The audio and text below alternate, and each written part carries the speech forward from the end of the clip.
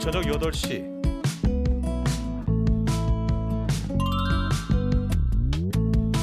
여덟 평의 조그마한 이 공간에 특별한 사람들이 찾아온다.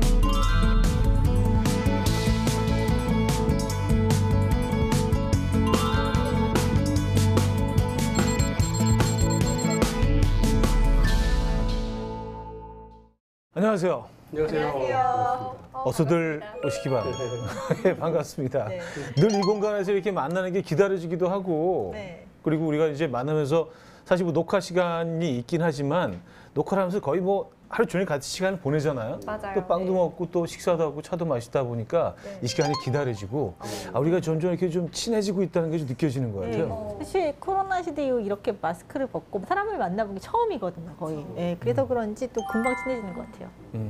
우리 처음 만났을 때 약간 그 어색했던 그 조금은 좀 어색하고 좀 낯서니까. 첫 방송 때 제대로 쳐다보지도 못했었어요. 나중에 방송 보고서 그러니까요. 너무 놀랐어요. 그래서 저만 계속 해보고 있더라고요.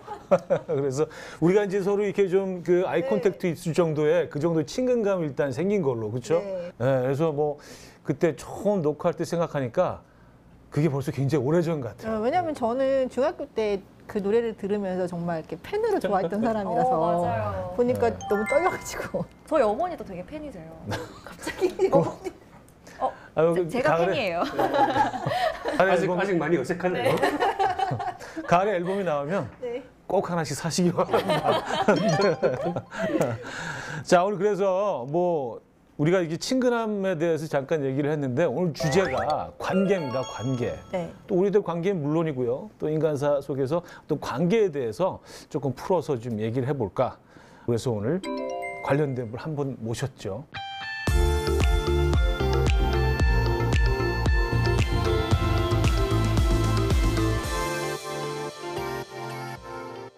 처음 뵙지만 자주 여러 곳에서 뵈서 진짜 아는 분을 만난 것 같은 그런 반가움이 있습니다. 김범준 물리학과 교수님 오셨습니다. 안녕하세요. 네, 반갑습니다. 네, 반갑습니다. 시청자분들께 간단하게 인사말 좀 건네주시죠. 제가 연구하는 분야가 통계 물리학이라는 분야인데요.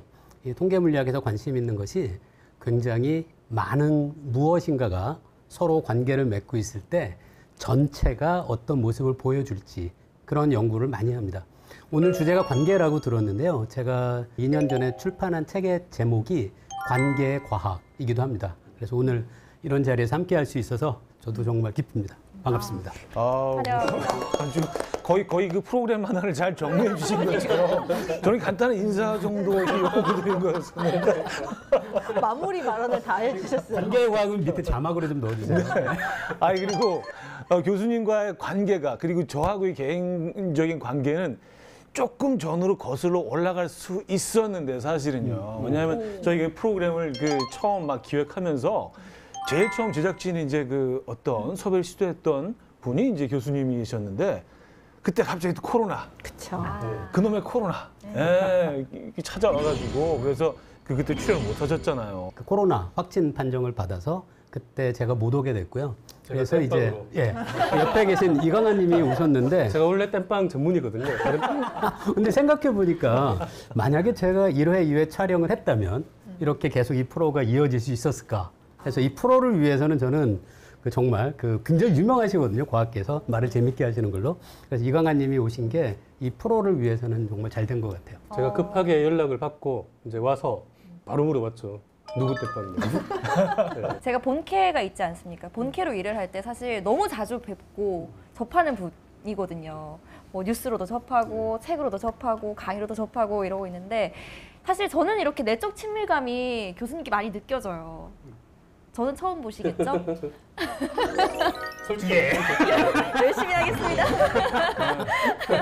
방송에 훨씬 많이 나오실 네, 텐데. 네. 오늘 뵀으니까 이제 네. 아마 기억할 겁니다. 네. 네. 감사합니다. 교수님이 참 진실 때문이에요. 거짓말을 못 하죠. 그러니까요.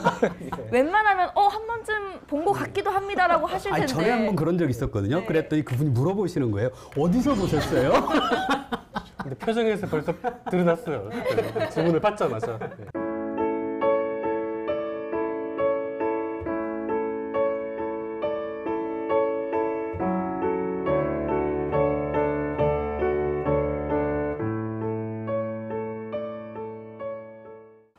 여러분들은 나의 인생에서 첫 친구 기억하시나요? 저희 집에 큰 대청마루가 있었는데 그 마루가 좀 친구였던 것 같아요. 그 그러니까 별로 없었다는 공간에 얘기네요. 그냥 누워 계셨군요. 예, 아싸였어. 완전히 친구도 없고. 대청마루가 친구였다는 말은 저는 네. 처음 들어요. 네. 근데 네. 저는 너무 그 감성이 좋은 것 같아요. 사장님. 근데 그 공간에 앉으면 제가 6학년 때까지 기와집에 살았는데 딱 그 공간이 이렇게 해가 딱 드는 공간이에요. 그래서 이제 그 옆에는 이제 정확히 기억하는데 그 등나무가 이렇게 있고 거기 이렇게 좁은 공간인데도 앉아 있으면 굉장히 따뜻하고요. 저 너머로 산과 하늘이 보이고 또 뭐 이런 것들 보고 있으면 이게 하루가 이렇게 쓱 편하게 지나. 아무리 기다려도 사람 얘기 안 나올 것 같아요. 아 사람을 떠올리려고 그래요. 급하게 그럼 작가님께 한번 여쭤볼게요. 저는 네. 사실은 어렸을 때 친구들은 꽤 있었는데 제가 어렸을 때는 좀 전학을 다녀가지고 친해지고 헤어지고 친해지고 헤어지고 그래서 사실 그 특별히 기억에 남는 친구는 없고요. 대신에 고등학교 1학년 때 만난 친구가 있는데 그 친구랑 만난 지 벌써 30년이 됐더라고요. 그 친구가 지금은 사실 가장 친한 친구고 가장 기억에 남는 친구고 제 인생의 첫 번째 친구라고 할 수 있죠. 네. 교수님께서는요?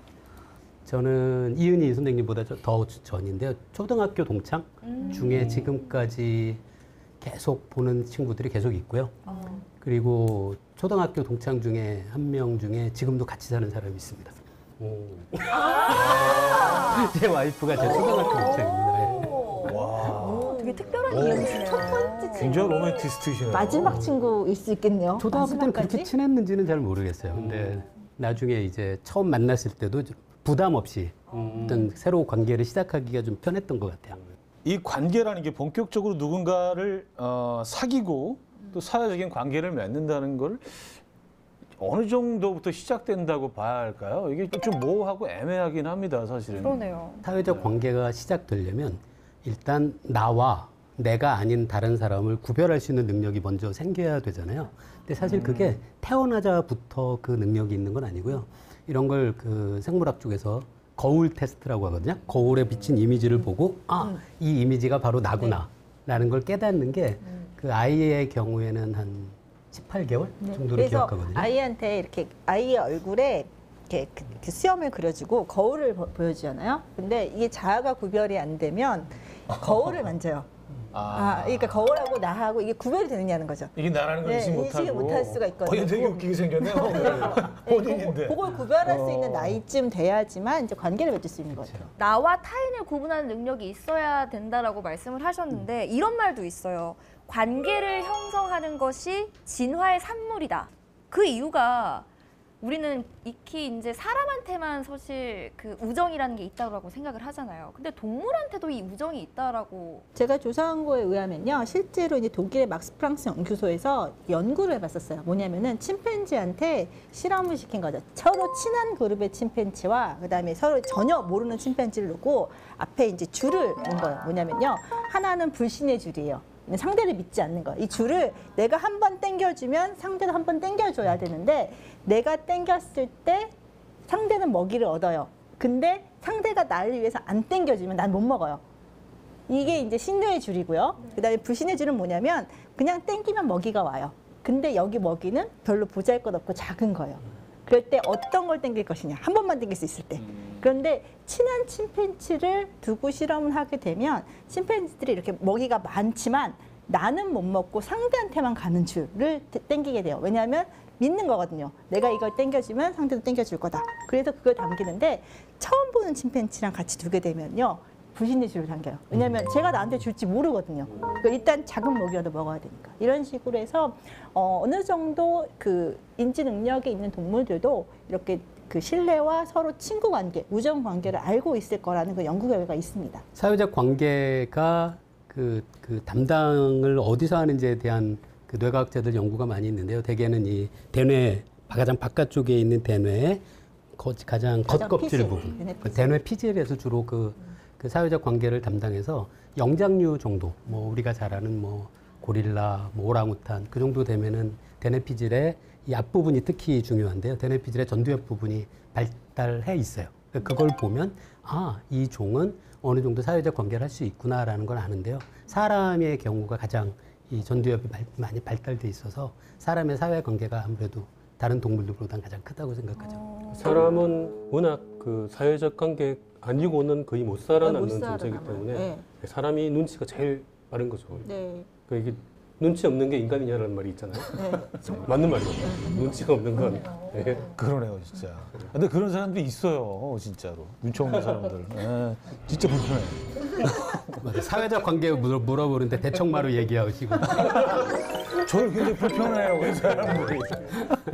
아니, 근데 나이가 들수록 참 인간 관계라는 게 얼마나 힘든 건지, 그리고 지키는 게 얼마나 힘든 건지 점점 이렇게 좁아지는 것도 느끼게 되는데, 그 새로운 친구를 사귀는 것도 사실 뭐 이게 점점 더 힘들어지는 것 같고. 맞아요. 그렇죠? 네. 그 친구를 사귈 때 또 조건 같은 것들이 뭐 각자 있을까? 나는 뭐 이 정도 기준이면은 뭐 친구를 삼을 수 있다. 뭐 그런 것들이 나름 조금씩 좀 이렇게 생기지 않나요? 자기 자신만의 기준? 사실 살기 전엔 그 사람이 어떤 사람인지 모르고 그냥 일단 기본적으로 좋은 관계를 가지려고 하는데 어느 정도 관계가 진정된 다음에 이 사람과 관계를 계속 지속해 나갈 거냐 말아야 될 거냐 이걸 판단하는 기준이 확실한 게 저는 뭐냐면 나한테 어떤 기쁜 일이 있을 때 그 사람이 기뻐해 주느냐. 이제 또 왜 어려울 때 도와주는 친구가 진짜 친구라 그러는데 저는 보면요. 내가 잘 됐을 때 정말 진심으로 축하해주고 싶은 친구. 그러니까 정말 그 사람 내가 정말 좋아하고 있구나라는 느낌이 들거든요. 그래서 내가 기쁜 일이 있을 때 같이 기뻐해주는 친구가 좋은 친구라고 생각이 들더라고요. 그게 참 제일 힘든 건데, 왜냐면 사실. 사실은 친구라 그래도 사실 약간 질투가 날 수도 있고 그래서 조금 부러울 수도 있고 그게 좀 커질 수도 있잖아요. 근데 그냥 순수하게 좋아해주는 친구는 정말 오래 가야 되는 친구고 잘해줘야 되는 친구다라는 생각이 들더라고요. 저도 좀 비슷한 것 같은데요. 특히 성인이 된 이후에 처음 사회관계를 맺을 때는 일종의 그 사람하고의 허니문 단계 같은 게 있는 것 같아요. 서로 이렇게 알아가는 관계고 처음에는 굉장히 좋은 인상을 갖고 그런데 그 관계가 한 2년 정도 지속되면 그 다음에 그 관계가 2년을 넘어서 계속 진행될지 아니면 거기서 정리될지는 간혹 그 실망을 하게 되는 경우가 있거든요. 아, 내가 아는 이 사람이라면 이렇게 할 것 같지 않은데 왜 이렇게 할까라는 것을 느끼게 되면 그럴 때는 관계가 좀 끊어지는 면이 있는 것 같아요. 뭐 일 얘기나 이런 약간 불편한 얘기를 할 때도 있고 그런 얘기를 했는데 그때 얘기가 잘 통하게 되면은 예, 서로 느낌이 이 사람은 나랑 말이 잘 통하는구나라는 느낌을 제가 받으면 그분도 그렇게 받는 것 같아요. 그래서 그런 분들하고는 지금도 연락이 계속 되고. 저는 좀 기준이 독특한데 그냥 같이 앉아 있어서 한 1시간 동안 지나도 말 한마디 안 해도 편한 사람이 좀 좋은 친구인 것 같아요. 전혀 불편하지 않고 내가 이 분위기에서 어떻게 이 분위기를 이끌어가야지 어떤 말을 해야지 얘 분위기 어떻게 맞춰줘야지 그게 아니라 그냥 내 세상에 있어도 뭐 이 친구 서로 이렇게 관여하지 않고 불편하지 않은. 대청마루 같은 친구. 대청마루 같은 친구죠. 신기한 게 이 뇌를 통해서 또 친구 관계를 알 수 있는 연구가 있다고 합니다. 2018년 미국 다트머스대 연구팀이 발표한 내용인데요. 정치, 코미디 이런 다양한 장르의 비디오를 보여주고 같은 순서로 대학원생들한테 보여줬더니 신기하게도 친구 사이에서 두뇌 활동, 이 신경 반응의 활동이 유사성이 보였다고 네, 해요. 그게 되게 재미있는 게 네. 친구끼리 비슷하고 네. 그다음에 그 친구의 친구는 좀 더 비슷하고 그 친구의 친구의 또 친구를 가면 그때는 그 확실히 달라지는 그런 게 보인다고요. 이런 연구 볼 때 조금 우리가 주의해야 할 것 중에 하나가 네. 비슷하니까 친구가 된 건지 친구니까 비슷한 건지. 근데 보통 요즘 이런 분야가 그 우리말로는 뭐 끼리끼리 그 동종선호 뭐 그런 얘기가 있거든요. 그러니까 사실 명확하게 우리가 인식하지 못해도 비슷한 사람하고 친구가 될 확률이 커요. 그래서 친구라서 비슷하다기보다는 비슷하니까 친구가 된 거로 보는 게 저는 그 효과가 더 크지 않을까 싶어요. 비슷하니까 친구가 됐다가 더 비슷하게 될 수 강화되는 있다는 거죠. 거죠. 강화되는 거죠. 관심 분야가 같으면 할 얘기가 많아지고 그러다 그것도 보면 있죠. 또 그렇죠. 가치관이 같을 수도 있고 가까워지는데 큰 도움이 될 것 같긴 합니다. 여러 분야에 그러니까 각각 분야에 또 분야마다 조금씩 다르잖아요. 과학 분야 중에도 그 분야의 특징들이 또 있어요. 보면. 그러니까 저 사람은 딱 보면 제 물리학자인데 저는 딱 네. 그러니까 좋은 얘기입니다. 네. 물리학자 같아 보인다 그러면 좋은 얘기고요. 천문학자 같다 그러면 별로 좋은 얘기는 아닙니다. 그런 얘기 있나요? 아 진짜 이게 그렇겠네. 되게 웃긴 게요. 저는 이제 생물학을 전공했거든요. 그러다 보니까 물리학자나 천문학자나 비슷해 보여요. 근데 굳이 나누려고 하세요, 계속. 다 그냥 별로. 아니 그러면 여러분 혹시 친구가 몇 명이 있으세요? 그걸 뭔가 셀 수 있으세요? 근데 친구 개념이 좀 모호하긴 하네. 그죠? 그게 사실 이게 정답이에요. 친구가 몇 명이냐라고 물어보면 처음에 그 질문을 받은 사람이 물어봐야 할 건 친구가 뭔지 정의해달라고 해야 되는 게 맞는 거죠. 친구가 뭐예요? 과학자들은 정의가 안 되면 대답을 못 해요. 그 의미를 파악하려면은 한자어를 풀이를 하면 되더라고요. 오. 그 이제 오. 친구의 한자가 어떻게 될까요, 사장님? 친할 친. 진짜 대본에 없어, 대본에 없어. 대본에 없어요. 구가 이제 어떤 구가 되게 많거든요. 구, 입구, 뭐 구할구, 입구 아닌가? 입구. 우리가 식구라는 얘기도 있죠. 그러니까요. 궁금하다. 한번 친구 할 때 찾아봐 구가 주세요. 뭐죠? 오래된 구자인가? 옛구자. 오래된 구자. 옛구? 옛구자. 옛구자요? 옛구자. 오. 옛구자. 오래도록 친한 오래된 친구. 오래도록 친한 사람을 얘기하는 거네요. 늘 배운다니까.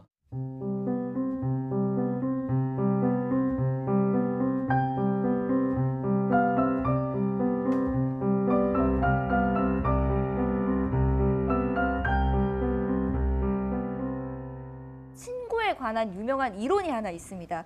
인간 뇌의 크기와 용량으로 받아들일 수 있는 이 친구의 수가 한정이 돼 있다라는 연구 결과인데요. 이 이론에 따르면 친구라고 정의를 할 수 있는 사람의 명수가 바로 150명, 평균 110명이라고 하거든요. 생각보다 많네요. 이거 어떻게 된 건가요? 110명밖에 제 머릿속에 들어가지 않는다라는 건가요? 예, 이게 사실 자연 상태에서 영장류가 살아갈 때 최대 집단이 이 정도거든요. 이 정도가 커지면 분리가 되고요. 한 사람이 보통 그 중에서도 정말 친하게 지내는 사람은 50명 정도인 거고, 거기서 이제 약간 확장해서 150명 정도라 그러는데, 이걸 이제 처음 얘기한 게 진화학자 로빈 덤바여서 이제 덤바의 수라고 보통 얘기를 하는데, 네. 가만 보시면 이게 보통 왜 이런 인터넷에서 뭐 페이스북이라든지 인스타그램 하게 되면은 뭐 팔로워가 수천 명, 수만 명이 돼도 실제 내가 가서 그 사람 그 포스트에 뭔가 글을 남기거나 하는 사람의 수는 150명 안팎이라고 해요. 이게 온라인으로 가도 보기에만 커 보이는 거지 이 이상은 관리가 안 된다 그래요. 그 덤바의 수 150명 지금 말씀하신 거 같고 제가 본 데이터 중에 재밌던 게 이게 트위터였던 것 같은데 그 사람들이 친구를 얼마나 있는지를 다 숫자를 센 다음에 이거 여기는 YTN 사이언스가 좀 어려운 얘기 해도 되죠. 네. 확률 분포를 그리는 거예요. 그림을. 그러면 이게 쭉 가다가 150명 정도에서 함수의 꼴 자체가 변해요. 그게 무슨 뜻이냐면 여전히 우리는 SNS에서 활동하지만 거기서 제가 맺고 있는 친구 관계 중에 150명은 현실의 150명이 그 안에 들어온 거고요. 그것보다 넘어가는 것은 현실에서는 사실은 거의 관계가 없는 사람들이 있는 거죠. 그래서 뭐 SNS에서 뭐 친구가 뭐 5,000명이다. 그래도 5,000명 다 친할 수가 없잖아요. 거기서도 여전히 150명하고만 주로 소통하는 거죠. 그래서 그 숫자가 그 덤바의 수라고 하는 그 숫자가 얼마 전에 비판을 받은 적도 있는데요. 네. 그 비판은 이런 거예요. 150명이라고 덤바의 수를 얘기하는데 아니다. 실제 사람들을 조사하면 어떤 사람들은 2명이고 어떤 사람은 1,000명인 사람도 있다. 따라서 덤바의 수라는 걸 명확히 얘기하기 어렵다라는 것 같은데요. 근데 이건 사실 평균에 대한 얘기거든요.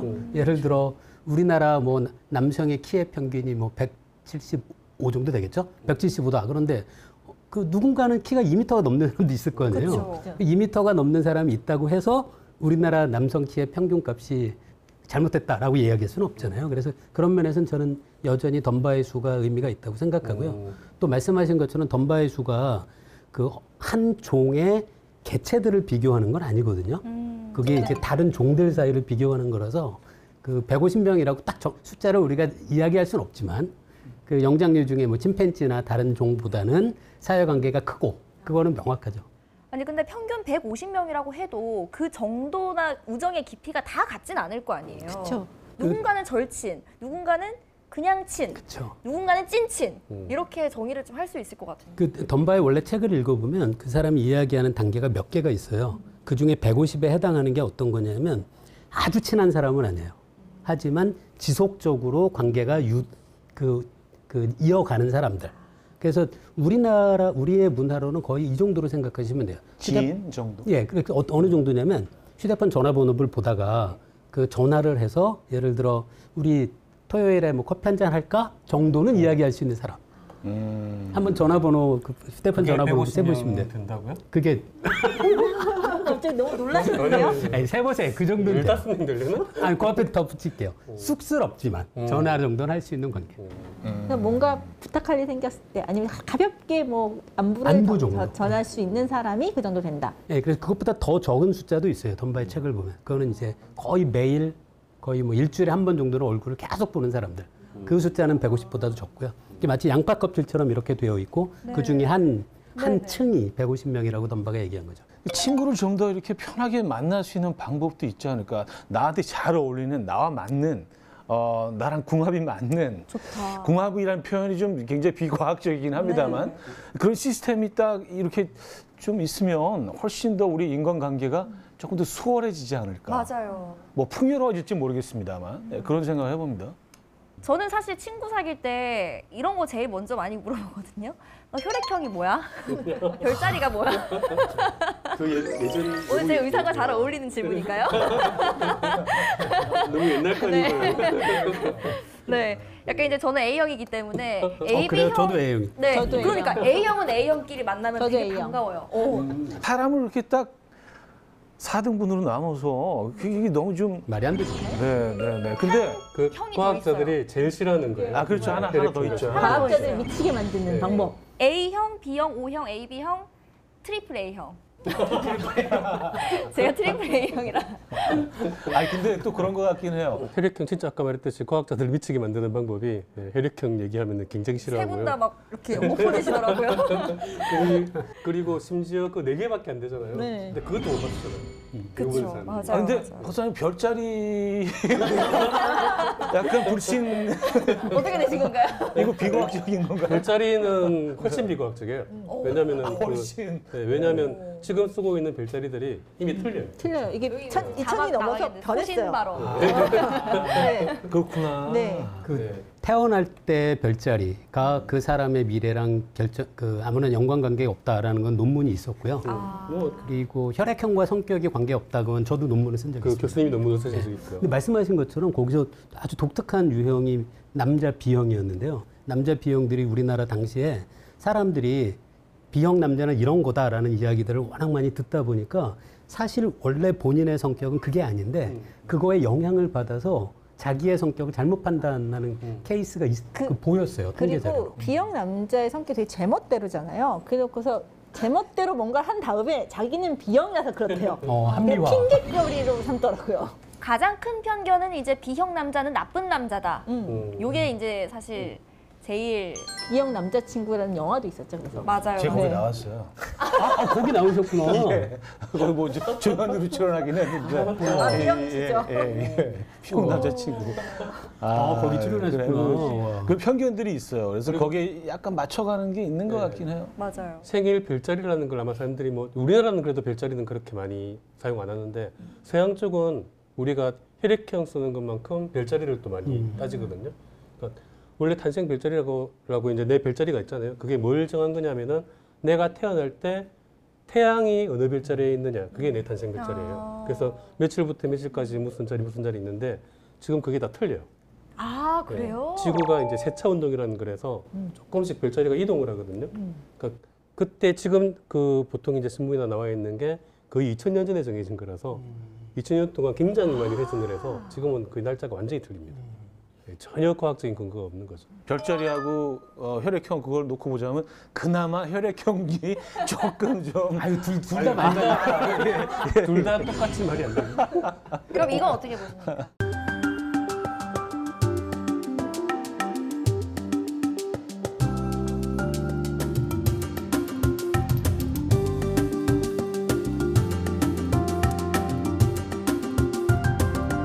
요즘 사실 MZ 세대들은 요걸 가장 많이 물어보죠. MBTI. 그렇죠. 네, MBTI를 물어보는데 이 사람의 성격을 16가지 유형으로 나눈 거라고 해요. 그래서 이 MBTI별 궁합부터 또 친해지고 싶고 피하고 싶은 유형이 또 따로 있다고 하는데 여기 계신 분들과 또 저와의 궁합이 좀 궁금해요. 제가 그래서 미리 조금 알아와 봤는데 아주 충격적인 결과가 나왔어요. 일단 우리 은희 작가님, 네, ENTP시더라고. 제가 ISFP거든요. 이제 그럭저럭. 그럭저럭. 그리고 우리 강환 교수님과 범준 교수님은 저와의 궁합이 이제 최악도 아니고 좋지도 않고. 네. 그저 그런. 네. 근데 이제 사장님하고 저와의 궁합이 이제 끝났습니다. 아 그래요? 진짜 끝났어요. 아 상당히 좋구나. 진짜 최악이래요. 아 그럴 수 있지. 네. 그럴 수 있지. 완벽한 갑과 을의 관계라고 하네요. 아 진짜? 제가 을로 나왔겠죠? 사장님이 그 갑이시겠죠? 제가 이제 돈을 받는 입장이니까. 아 근데 예. 그래요. 그리고 이제 우리 5명 중에 베스트 커플을 제가 또 꼽아왔는데 기대하셔도 좋을 것 같아요. 우리 사장님과 범준 교수님. 천생연분이에요. 잘 바꿔드릴까요? 근데 그럼 어떻게 잘 맞는지를 뭐로 판단하는 거예요? 인터넷에 있어요. 아, 네네네. 예. 인터넷 검색하면 나옵니다. 검색하면 나오는데 인터넷에 있으니까 그럼 맞는 눈은 걸 거야. 아 교수님 왠지 좀 느낌이 좋았어요. 처음 뵐 때. 저도요. 저 아까 대청마루 얘기하실 때. 네, 정말. 그때 아시죠?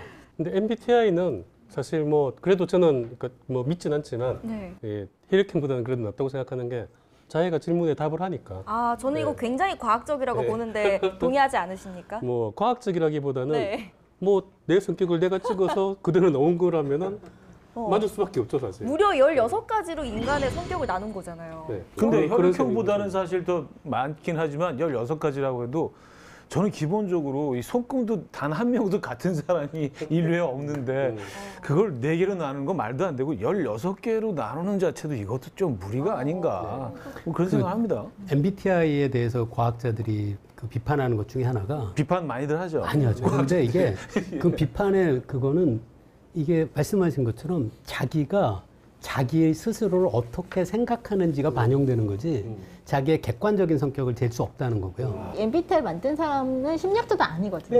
네, 네, 이게 아니에요. 사실 기업에서 네. 운영하는 거라서 네. 그 모녀인가 그렇지 않나요? 네, 뭐는데 2달 심리학을 공부한, 그러니까 맞아요. 정시를 공부한 사람들이 아니에요. 아 이거 저 네. 굉장히 저 MBTI 신봉자였는데 굉장히 이거 되게 실망스럽네요. 아니 근데 사실 이 MBTI가 처음 유행했을 때만 해도 사실 놀이거리에 불과했는데 사람을 구인하는 공고문에 뭐 I 성향이신 분들 많은 지원 부탁드립니다. 단 뭐 인프피, 인티피, 인트제 분들은 지원 불가입니다. 이런 문구가 있어요. 이거 어떻게 생각하세요? 진짜 바보 같네. 너무 진심으로 하신 거 아니에요? 이렇게 몇 개 적으신 게 그냥 예로 적으신 건가요? 이 기업이 정말 네 이렇게 적어놨다고 해요. 네, 네. ENTJ가 좋은데? 여기 회사는 못 들어가시겠네요.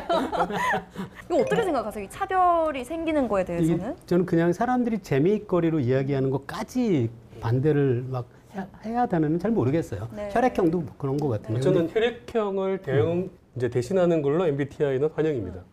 혈액형이 너무 엉터리가 많고 그러니까 우리나라 사람들이 너무 그거에 좀 그동안에 네. 약간 과몰입 해왔기 때문에 네. 혈액형 문제를 벗어나는 좋은 재료다. 저는 그렇게. 사실 혈액형을 부리는 것 자체가 처음부터 인종차별하려고 나왔던 거였거든요. 네, 서양에서는 사실 B형이 굉장히 적은 편이에요. 네. 동양인들이 좀 더 많은 편이거든요. 그래서 그 유색인종을 차별하기 위해서 처음 이게 도입된 게 나치 시절이었거든요. 근데 그게 어쩌다 보니까 성격과 연관된다고 이제 일본에서 처음에 만들어졌었고, 근데 그 처음에도 가볍게 만들었는데 그게 너무 과몰입이 되면서 뭐 너랑 나랑은 A형, B형이 안 맞는다라든가 뭐 이런 일이 나왔었잖아요. 그런데 그것을 대체하는 방법을 MBTI는 그나마 자기가 찍으니까 내 성격을 내가 그래 분석한다라는 의미에서 사실 저는 MBTI를 한번 해보면서 아 나한테 이런 면이 있고 내가 스스로 이렇게 생각하는구나 라는 건 재밌었는데 그래서 저 사람이랑 나랑 이게 맞나? 이건 잘 모르겠고요. 정말로 이게 문제되는 건 이걸 차별이라든지 아니면은 이렇게 뭔가 선입관의 근거로 사용하면 스스로 자기 자신을 한계에 가두는 거잖아요. 그래서 그건 정말 문제가 될 것 같아요. 그 MBTI 결과가 그 시간에 따라서도 변하는 게 제가 처음 MBTI 테스트를 해봤을 때가 그 아까 말씀드린 혈액형 갖고 논문 쓸 때 그때 해봤을 때는 제가 I로 나왔거든요. 네. 그러다가 한 2, 3년 전쯤에 사람들을 많이 만나게 되면서부터 그 후에 했을 때는 E로 바뀌었더라고요. 아, 근데 MBTI가 뭐 부작용이라고 해야 될까요? 확신을 하게 되는 것도 있는 것 같아요. 별로 안 좋아하는 친구가 있는데 거봐 이렇게 나오잖아. 뭐 반대로 좋아하는 친구가 있으면 역시 얘는 이거 내가 이럴 줄 알았어. 그래서 그게 좋은 건지 안 좋은 건지 모르겠어요. 확증 편향이 되는 저는 거예요. 이런 걸 안 했으면 좋겠어요. 그러니까요. 알겠어요. 네. 안 할게요. 그리고 실제로 저는 쌍둥이를 키우거든요. 네. 한날 한시에 같이 태어난 애들인데도 완전히 달라요. 그렇게 다른 애들인데 지구상의 78억 인간을 16개의 그룹으로 나눈다는 건 정말 말이 안 된다는 그러네요. 생각이 들어요. 네. 그러네요. 그리고 이제 MBTI 하면서 뭐 누구랑 맞고 누구랑 안 맞고 이제 이런 것들도 이제 결과가 나오잖아요. 근데 인간관계라는 게 어떻게 이렇게 간단한 조사를 가지고 맞아요. 진짜 절친도 뭐 그 적이 될 수 있고 적이 어떤 사람이 친해질 수도 있고 그 경험들을 우리가 쭉 살면서 해오잖아요. 그래서 이거 너무 맹신하는 거는 조금 좀 그러네요. 위험할 수 있다. MBTI는 앞으로도 저는 이제 재미로만 네, 보겠습니다.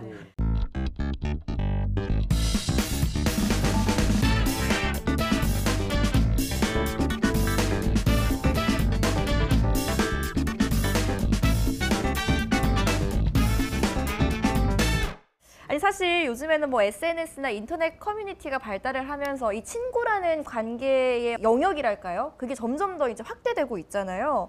그래서 친구를 의미하는 단어도 정말 많은데 뭐 단짝, 절친, 찐친, 핵찐친, 뭐 남사친, 여사친 너무 많은데 요즘에는 또 심지어 여기에다가 패친, 트친, 인친 SNS를 통해서 관계를 형성하는 경우도 너무 많아진 것 같아요. 그렇죠? 패치는 뭐예요? 패친? 페이스북 친구. 페이스북 친구. 아, 좀 패기한 친구인 줄 알았어요. 패치. 넌 이해 끝이야. 정리. SNS 안 하시는군요. 저는 SNS를 전혀 안 해서. 그러니까 뭐 일장일단이 대충 있는데. 네, SNS를 굳이. 그래서 뭐 일반적으로 대화할 때도 가끔 이렇게 멈칫할 때가 있습니다. 다른 언어들을 막 구사하는 걸 느낄 때가 있어서. 그러니까 이제 근데 일장일단이 있는 것 맞아요. 같아요. 사장님이 이제 다음 주부터 저한테 과외 받으시기로 했거든요. 신조어. 요즘 젊은이들 네, 용어. 이제 방송 들어가기 전에 제가 그 속성 과외를 해드리기로 했어요. 저는 이제 모르시니까. 갑분싸가 네. 태국말인 줄 알았어요. 갑분싸, kokkun가 약간 어감이 좀 비슷해서 싸디까 갑분싸에서 뭔가 좀 배우실 때 되면은 새로운 게 또 나와서.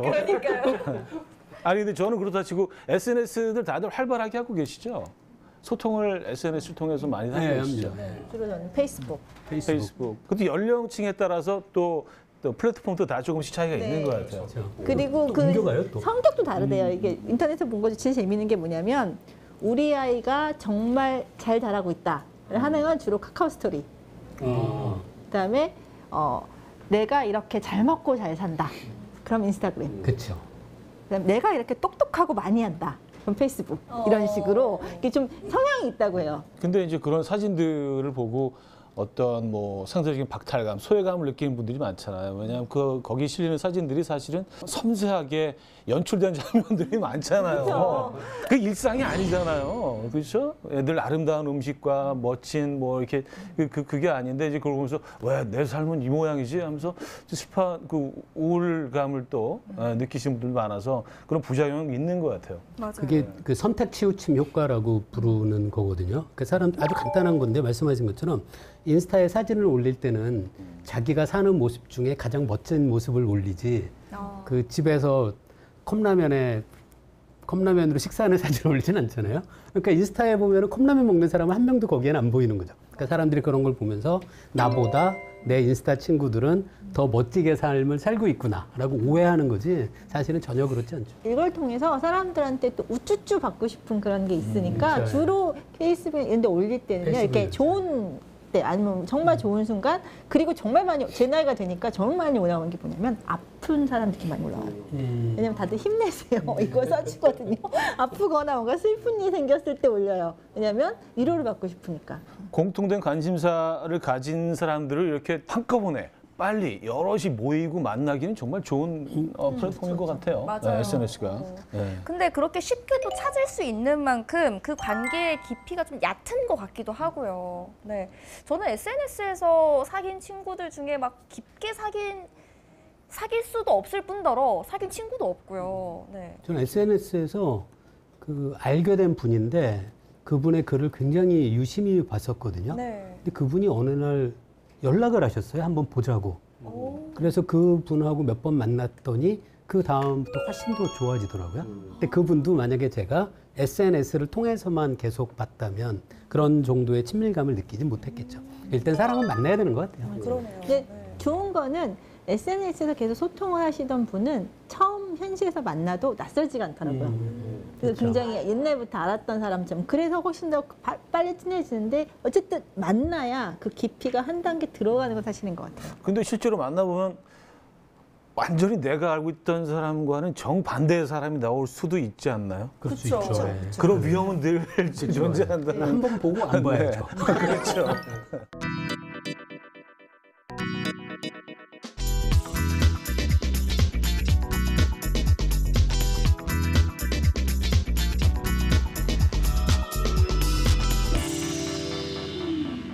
일본에서는요, 인간관계 리셋 증후군이라는 게 이제 사회적인 현상으로 떠올랐다고 하거든요.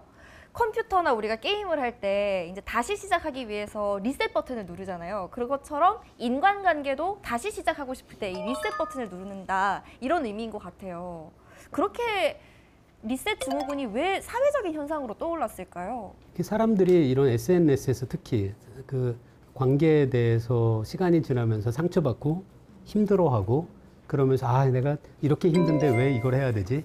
그러면서 아예 다시 시작하고 싶은 그런 거 아닐까요? 무슨 큰일이 생기시면 페이스북을 닫거나 모든 친구들을 다 끊어버리고 네. 그냥 두문불출하시는 분이 계시는데 사실 그런 건 봤어요. 또 현실의 모든 관계를 현실에서는 끊는 쉽지 분은 많이 못 본 것 같아요. 그거 쉽지 않으니까요. 통계청의 사회적 고립도에 대한 조사 결과가 있는데요. 2021년 사회적 고립도는 이 수치가 저는 되게 놀라워요. 34.1%가 나왔거든요. 역대 최고치라고 하네요. 인적, 경제적, 정신적으로 도움을 구할 곳이 없는 사람이 국민 3명 중에 1명 꼴이다. 정말 많은 거 아니에요, 이거? 일단 코로나 영향이 좀 있겠죠, 그죠? 네. 지금은. 네.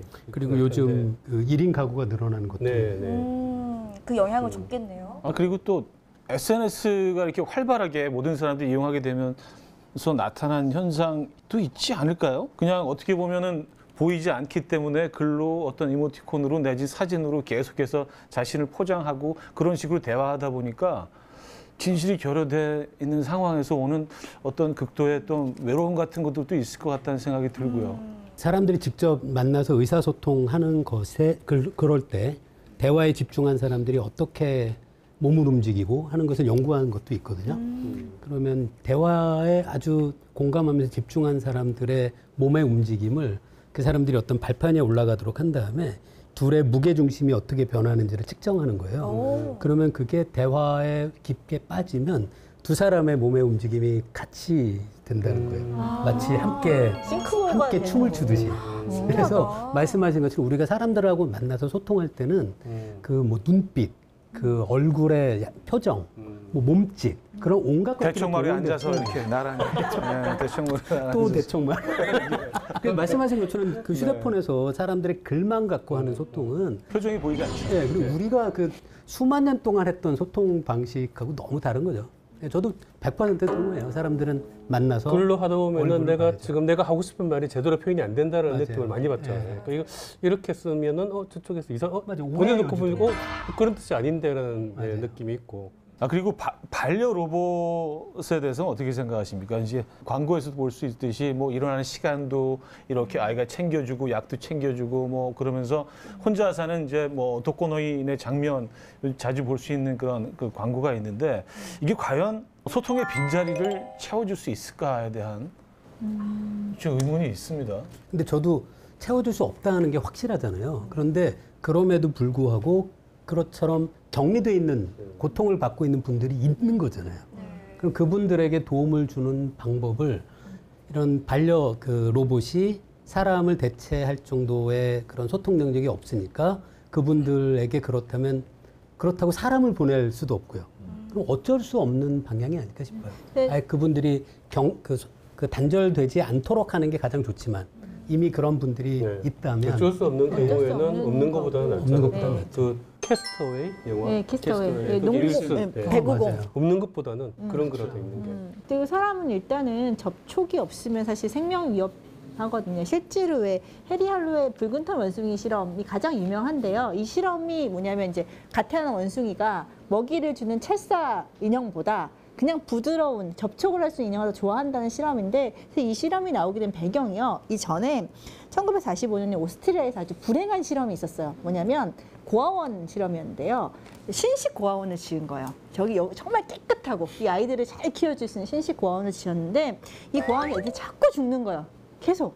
정말 깨끗하고 영양 상태도 잘해주고 하는데 근데 왜 죽는지 가만 봤더니 이 아이들은 정말 잘 먹이고 깨끗하게 해주고 위생적이긴 한데 당신은 아이를 안아주고 사랑해주는 게 오히려 아이를 약하게 만든다는 생각이 들어서 아이를 잘 먹여서 잘 싸서 그냥 놨어요. 안 만져준 거죠. 접촉이 없었던 거죠. 그랬더니 아이들이 특히나 돌 전에 아이들이 거의 80%가 사망할 정도로 심각했었대요. 근데 그 바로 옆에 뭐가 있었냐면요.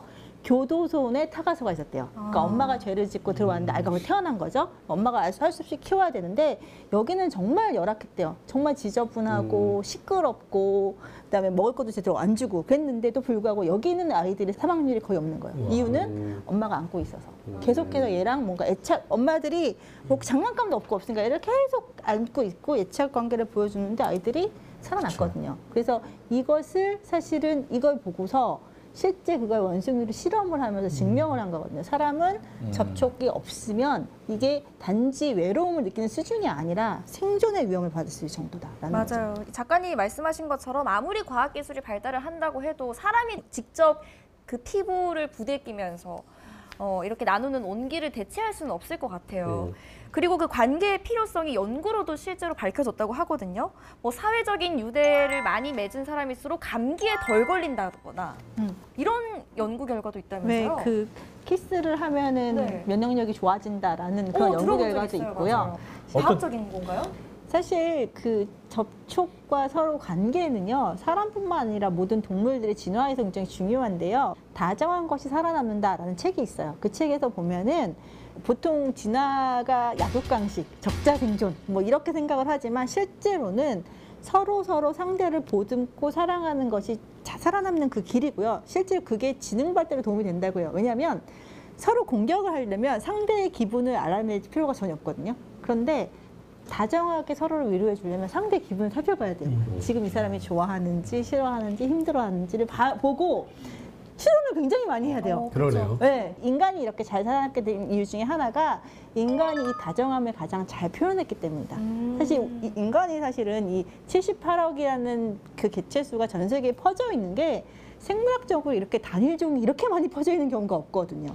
그러면 그렇게 성공할 수 있었던 건 서로 다정했기 때문이 아닐까 생각이 들어요. 사람이 원래 이제 예전 SF 같은 거 보면은 미래 사람들은 서로 접촉 잘 안 하고 그냥 온라인으로 화상이나 뭐 홀로그램이나 이런 걸로 하는 것처럼 나오는데 실제로는 사람은 오프라인의 동물이라서 예, 접촉을 하지 않고는 사실 살아갈 수가 없거든요. 그러니까 맞아요. 사실 그래서 지금도 보면은 그 사람을 이동시키는 과학 기술이 계속 굉장히 많이 연구되고 있고 그 모빌리티라고 하는데 어떻게 하면 사람들을 빨리빨리 이동시킬까? 그러니까 사람이 그냥 온라인으로 가능한 존재라면 그런 게 필요가 없거든요. 근데 이제 그런 기술이 굉장히 점점 더 오히려 중요해지고 있어요. 더 빨리 만나기 더 위해서. 빨리 만나고 이제 더 많은 사람들을 만나야 되기 때문에 더 빠른 속도로 이동하는 기술이 점점 많이 발전을 하게 되는 거죠. 아, 여러분들을 이 시간 후에도 더 빨리 또 만나고 싶네요. 네. 되게 어색했다. 네, 그래서 어떤 인류학자가 또 그런 얘기를 했더라고요. 미래에 없어지는 직업들이 굉장히 이렇게 대치되고 다른 어떤 패턴으로. 근데 가장 끝까지 없어지지 않을 직업군으로 간호사를 얘기를 하더라고요. 그거는 로봇이 할 수 없는 영역이기 때문에 그 끝까지 살아남고 점점 더 중요해질 것이다. 그 위치가 뭐 그런 걸 예측한 뭐 기사도 한번 본 적이 있는데 사람의 온기를 대체할 수 없죠. 네, 뭐 비록 우리가 이제 코로나19 때문에 자주 만나지도 못하고 대인 관계가 조금 약간 좀 어색해지고 이런 상황에서 더더욱 느끼는 것 같아요. 그래서 빨리 이게 좀 마무리가 돼서 우리가 또 여러 시타에 또 이렇게 막 뒤풀이도 하고 막 이런 시타가 맞아요. 왔으면 좋겠습니다. 필요 없어요? 그 줌을 통해서 이제 집에서 각자 저희가 걸로. 이제 뭐 샌드위치 보내드리거든요. 어쨌든 오늘 박사님 너무 즐거운 시간이었습니다. 감사합니다. 정말 재밌었습니다. 자, 오늘도 세 분을 위해서 저희가 또 음악 선물을 준비했습니다. 네. 부탁드립니다. 오늘 음악 선물은요, 자우림의 Dear My Old Friend라는 곡인데요. 이 곡에 이런 가사가 있습니다. 긴 듯 짧은 우리의 매일이 영원히 계속되지는 않으니까 지금 너에게 내 마음을 얘기한다. 그래요. 이런 가사가 있는 줄 몰랐습니다. 그냥 평소 흥얼거리면서 따라했는데 인생의 한 페이지를 누군가와 함께 한다는 거 정말 큰 행운이자 선물 같은 일일 겁니다. 지금 뭐 저한테는 또 여러분들과 함께 하고 있는 이 시간도 선물 같은 시간이고요. 자, 오늘 이 음악을 들려드리면서 또 이렇게 인사를 드리겠습니다. 다음에 커피 한 잔 또 해요. 네. 상처받은 마음을 넌 다독여줬어.